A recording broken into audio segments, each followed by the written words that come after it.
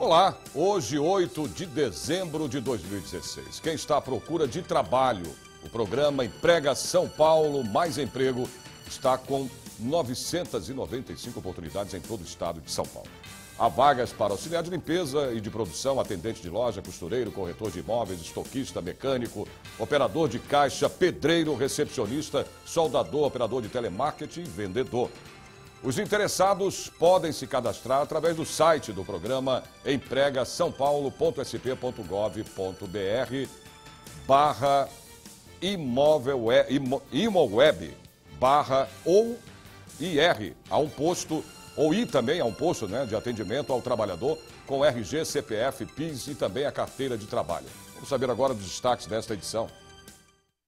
A situação dos aprovados no último concurso público para defensor do Estado de São Paulo foi debatida numa audiência pública. O reitor da Universidade de São Paulo se reúne com parlamentares na Comissão de Ciência, Tecnologia e Informação para discutir sobre a importância da universidade pública e as necessidades da instituição para os próximos anos. A partir de agora, no Jornal da Assembleia. A situação dos aprovados no último concurso público para defensor do Estado de São Paulo foi debatida numa audiência pública aqui na Assembleia Legislativa. A iniciativa partiu do deputado Carlos Gianazzi, do PSOL. Vários advogados estavam no plenário Tiradentes. Alguns já defensores públicos, outros que ainda esperam ocupar o cargo. A Defensoria Pública atende 133 municípios do estado de São Paulo. Hoje existem 719 defensores em atividade e 70 aprovados em concurso público aguardando nomeação. Cassiano é um deles. O processo seletivo foi homologado em maio deste ano. É uma situação extremamente complicada, extremamente difícil para nós, para uns mais, como eu, que nunca trabalhei efetivamente como advogado, só pontualmente algumas ações. Outros colegas até já têm algum emprego, já são mais velhos. Eu também fui aprovado no concurso com 25 anos. Então, na crença de que eu teria toda a independência, na crença de que eu teria tudo aquilo que me foi prometido, tudo aquilo que geralmente é prometido para quem estuda, né? Toda essa ideia. A lei de cotas, que também se aplica no concurso em questão, foi levantada por uma das advogadas aprovadas. Se a cota é de fato uma ação afirmativa ou se é uma lei e um processo bem desgastante que é só para inglês ver. O conselheiro da Defensoria Pública do Estado questionou a falta de reajuste salarial e a regularização dos plantões durante o recesso do Judiciário. A gente espera sensibilizar não só o governo, mas também todos os deputados da importância que tem de um acréscimo orçamentário de pequena monta, que seria algo em torno de 15 milhões, pode parecer muito, mas no orçamento de São Paulo, que é de bilhões, é pouco, que daria vazão a todos esses colegas e a estrutura para atendê-los. Também não é questão salarial deles, é questão o salário, o prédio, tem toda uma demanda que vem junto, que esses 15 milhões seriam suficientes para atender, ampliar a Defensoria Pública numa margem de 15%, basicamente. Nossa força de trabalho aumenta 15% com eles. A iniciativa do debate, que tem o objetivo de propor soluções para o tema, é do deputado Carlos Gianazzi, líder do PSOL. Nós queremos que a Defensoria faça a chamada de todos os aprovados, não só os defensores, mas como também os servidores. Nós temos psicólogos, assistentes sociais que prestaram o concurso e não foram chamados até agora. Nós temos que implantar de fato a Defensoria Pública em São Paulo, porque nós começamos a implantação, mas só com esse número de defensores e servidores é insuficiente para atender a população do nosso estado que precisa do acesso à justiça. O deputado Edmir Chedi, do DEM, solicitou à Secretaria de Logística e Transporte que intensifique as atividades da Unidade Básica de Atendimento no Circuito das Águas e também na região de Bragança Paulista, interior de São Paulo. O objetivo é prevenir acidentes e garantir a segurança nas rodovias estaduais sob a jurisdição do Departamento de Estradas de Rodagem, o DER, principalmente nesta época do ano, quando o fluxo de veículos é intenso nas rodovias em direção aos municípios estâncias. O fluxo de veículo aumenta muito aos finais de ano, das festas e na alta temporada, mês de janeiro, fevereiro, até o carnaval. Então é importantíssimo que as pessoas redobrem a sua atenção, que elas acompanhem, vejam, tenham muita atenção. A gente tem que acabar dirigindo para a gente e para os outros que estão na estrada. É por isso que a gente vem solicitando ao DR o aumento da fiscalização através da Polícia Rodoviária Estadual e também intensificar o trabalho da UBA, Unidade Básica de Atendimento em todas as estradas. A UBA tem aquela função de orientar o trânsito, de limpar uma estrada caso caia um galho, uma barreira, são os guinchos do DR que fazem esse trabalho nas estradas que são operadas diretamente pelo Estado, que não são estradas que estão sendo operadas por concessionárias. As concessionárias já têm essa obrigação, nós estamos formulando esse pedido também para a Artesp, para que as concessionárias façam esse trabalho com mais empenho, com mais apreço agora nesse final de ano e nas festas.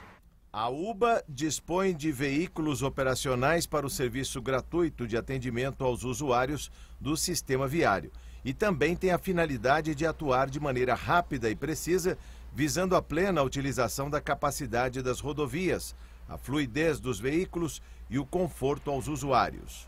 Estou solicitando ao governo do estado, através do DR, Departamento de Estrada de Rodagem, que intensifique todo o trabalho da Unidade Básica de Atendimento, a UBA, nas estradas do nosso estado, da nossa região, que fortaleça esse trabalho junto com a Polícia Rodoviária Estadual, para que eles possam fazer a fiscalização de velocidade, de consumo de álcool, do faróis aceso durante o dia, farol baixo, para que eles possam verificar a manutenção dos veículos, o desgaste dos pneus, para que as estradas possam ter mais segurança com os veículos que por elas trafegam.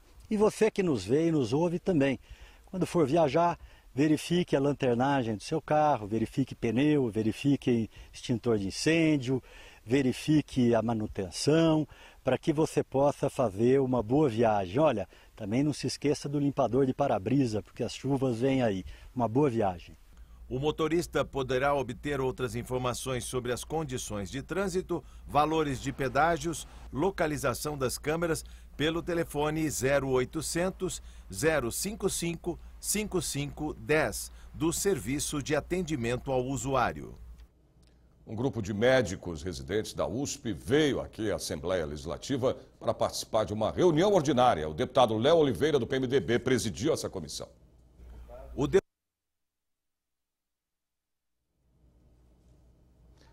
Tivemos um pequeno problema aí na imagem, nessa matéria, mas daqui a pouco a gente volta para falar sobre esses médicos residentes que tiveram aqui para essa reunião dessa comissão. Exposição do artista Abdias Nascimento, com pinturas, documentos históricos, fotografias, pode ser vista no Itaú Cultural. Eu vou chamar agora a repórter Priscila Silvério para falar mais para a gente sobre essa exposição. Olá, Priscila.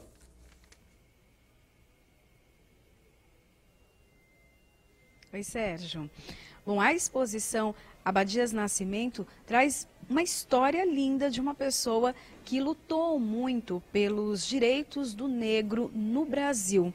Quem vai explicar um pouquinho melhor para a gente é o Ícaro Melo, que é da equipe de curadoria. Porque Abdias ele usou de tudo um pouco para poder fazer a defesa, então, desses direitos. Foi música, teatro. Sim, boa tarde. O Abdias, durante toda a trajetória dele, seja no teatro, nas artes visuais, na poesia, ele sempre tentou trazer um pouco da tradição africana e afro-brasileira para defender o direito dos negros e para trazer um pouco mais de protagonismo para os negros no Brasil. Vamos mostrar um pouquinho, então, dessa ocupação? Tem algumas fotos, fala um pouquinho delas. A gente tentou mostrar aqui no começo dessa exposição a trajetória completa do Abdias e os contatos políticos e artísticos que ele teve durante toda a vida dele.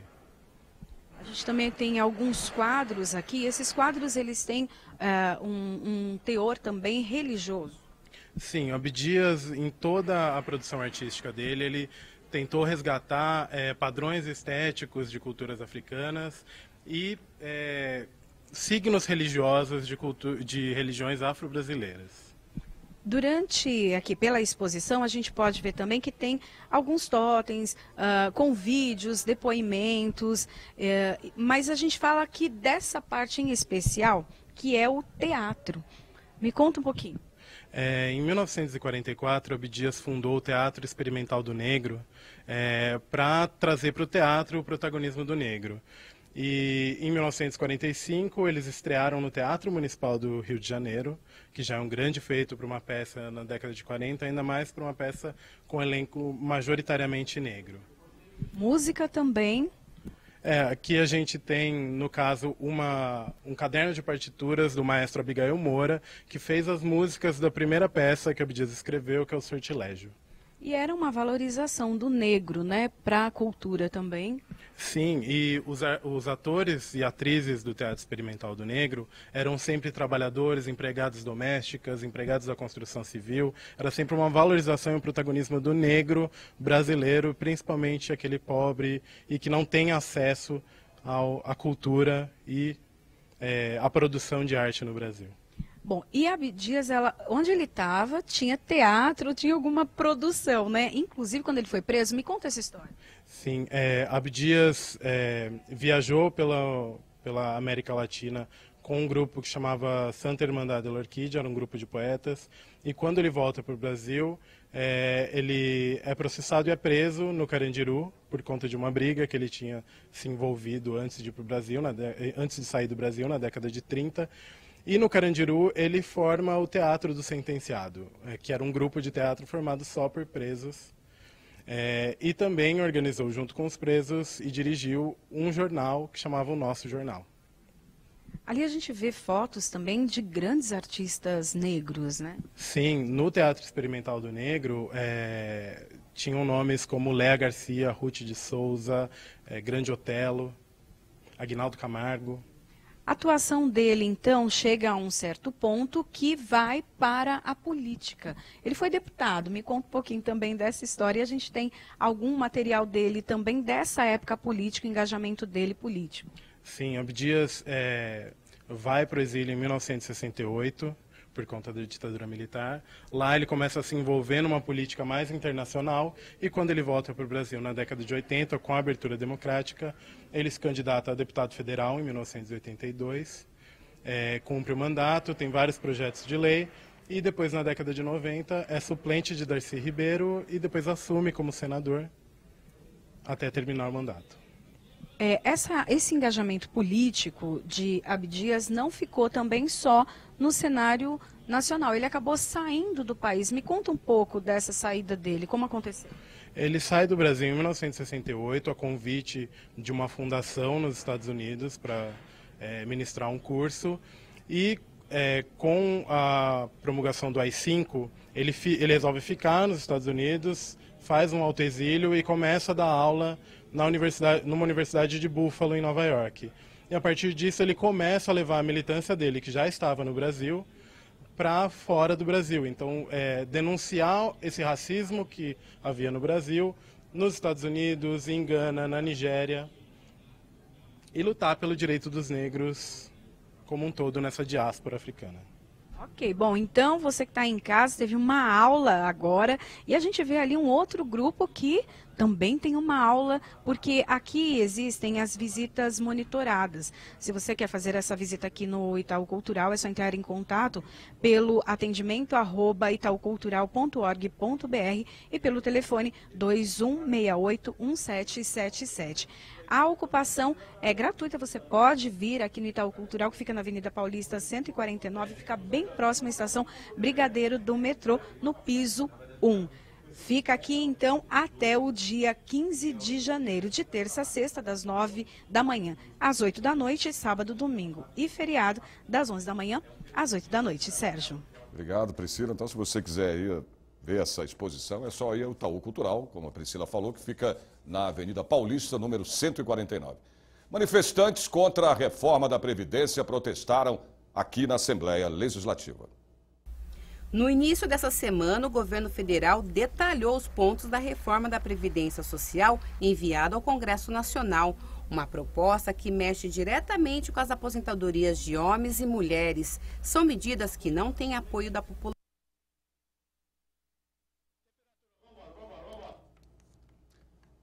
Muito bem, vamos agora. Tivemos mais um problema aí que você viu né, nessa matéria, mas se der para mostrar, a gente volta daqui a pouco. Vamos à previsão do tempo para amanhã, sexta-feira. São Paulo, sol com aumento de nuvens pela manhã.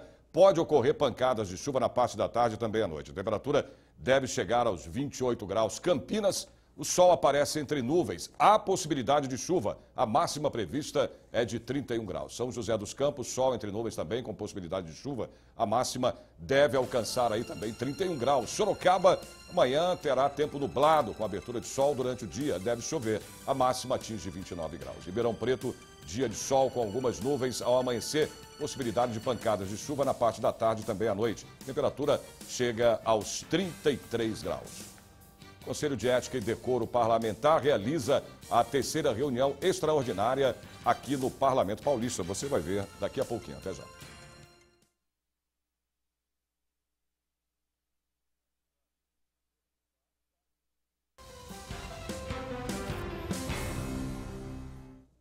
Está sendo lançada neste momento a Frente Parlamentar em prol da segurança no sistema Anchieta Imigrantes. Eu vou chamar agora o repórter Jorge Machado, que se encontra neste momento ali no auditório Paulo Kobayashi, aqui da Assembleia Legislativa, né, Jorge? Para falar mais sobre o lançamento dessa frente parlamentar. Oi, Sérgio, exatamente. O lançamento da Frente Parlamentar em prol da segurança do sistema Anchieta Imigrantes, frente esta que é capitaneada pelo deputado Cássio Navarro, do PMDB, que ele está ali na mesa, ouvindo neste momento os participantes aqui do lançamento desta Frente Parlamentar. Mas o vice-coordenador da Frente Parlamentar, o deputado Caio França, do PSB, está aqui ao meu lado e ele vai falar um pouco do suplício que é, principalmente numa época de verão. Como disse aqui o coronel da Polícia Militar, 500 mil carros descendo num final de semana ensolarado, nada de feriado. Como é a questão da segurança? O que o senhor sente, deputado? O senhor que usa o sistema para vir aqui para a Assembleia Legislativa. Pois é, eu utilizo todos os dias e a gente reconhece os problemas que existem na Imigrantes. A gente, infelizmente, recentemente nós tivemos vários problemas de assaltos, roubos, engarrafamentos, tivemos até morte. Cobramos muito, tanto a Polícia Militar e Rodoviária para ampliação do efetivo, como para a instalação de monitoramento de câmeras, que hoje já é uma realidade no sistema Anchieta Imigrantes. Mas nós vamos estar cobrando mais. Acho que a Frente Parlamentar tem a tarefa de subsidiar o governo do Estado, a concessionária, de ideias, sugestões e até para avisar a comunidade que utiliza da Baixada, mas também de São Paulo, que desce todos os dias a serra, sobre informações, né? Utilizar a comunicação de mídias sociais para poder atualizar a população em relação a isso. Então, a gente está animado, já uma grande notícia de que os 100 policiais rodoviários que estão indo para a Operação Verão, eles vão permanecer após a Operação fixados lá. Serão fixados. Então, já é um avanço, uma conquista nossa, que todos juntos nós conseguimos convencer o governo a fazer isso, mas a gente quer mais. Não só com relação à polícia, mas também com relação ao sistema de monitoramento, com os projetos sociais, com projetos habitacionais que possam praticamente zerar esses problemas que existem no entorno da pista, que é um problema não só de segurança para quem utiliza o sistema, mas também para moradores que estão ali, que às vezes são atropelados e tal. Então, isso tudo acaba trazendo um grande transtorno e a gente precisa solucionar. O senhor conheceu em loco o sistema, inclusive foi lá no CCO, o Centro de Controle Operacional, onde estão as câmeras. A própria Ecovias fez um investimento de 12 milhões em muros, telas e mais 3 milhões de reais em iluminação. Isso tem funcionado? Tem funcionado, é muito recente, tem 2 meses aí de câmeras de monitoramento funcionando. Infelizmente não conseguiu coibir um ato anterior, que foi o daquele que um jovem acabou falecendo por conta de uma pedra que foi arremessada e ele acabou morrendo. Mas daqui para frente nós não tivemos nenhum problema como esse e a gente espera que consigamos solucionar os futuros. Eu tive lá, o alcance da câmera é muito grande. Além disso, ele também detecta, independente do ser humano que estiver olhando a câmera, ele detecta qualquer anormalidade que ocorra na pista. Então, se um carro estiver parado, por exemplo, na pista, que não é um fato normal, ele apita, monitora e aí sim aciona a polícia rodoviária mais próxima para que possa ir até o local e verificar. Então, e eventuais também, como era antigamente, eles ficavam atrás do muro e no término do muro arremessaram a pedra. Então, eles conseguem visualizar tudo isso e antecipar uma ação de um marginal mas é sempre muito difícil acompanhar assim, as ideias e as soluções dos marginais. Mesmo assim, nós temos que nos manter atentos, trabalhar muito para que esse verão possa ser um verão seguro, tranquilo, para quem vai para o litoral, mas em especial para quem tem a vida lá, para quem mora lá, que possa aproveitar isso da melhor maneira possível. Muito obrigado, parabéns, sucesso, deputado Caio França. Sérgio, com você. Obrigado, Jorge. Com certeza, né, Jorge? Traria mais segurança ao usuário desse sistema. Mais uma previsão do tempo, hein? Para amanhã, sexta-feira, em outras cidades do interior e também do litoral do estado. Em Santos, o dia será nublado com abertura de sol pela manhã, pancadas de chuva à tarde e à noite. Temperatura máxima é de 28 graus. São José do Rio Preto, sol entre nuvens pela manhã, pancadas de chuva durante o período. Temperatura aumenta, os termômetros chegam a 32 graus. Mogi das Cruzes, dia começa com sol, muitas nuvens no decorrer do período e possibilidade de chuva. A máxima é de 27 graus. Piracicaba, sol com algumas nuvens pela manhã, pancadas de chuva à tarde e à noite. A temperatura chega a 32 graus. Entrega de medalhas na Assembleia marca o reconhecimento do trabalho de militares e civis. Você vai ver já já.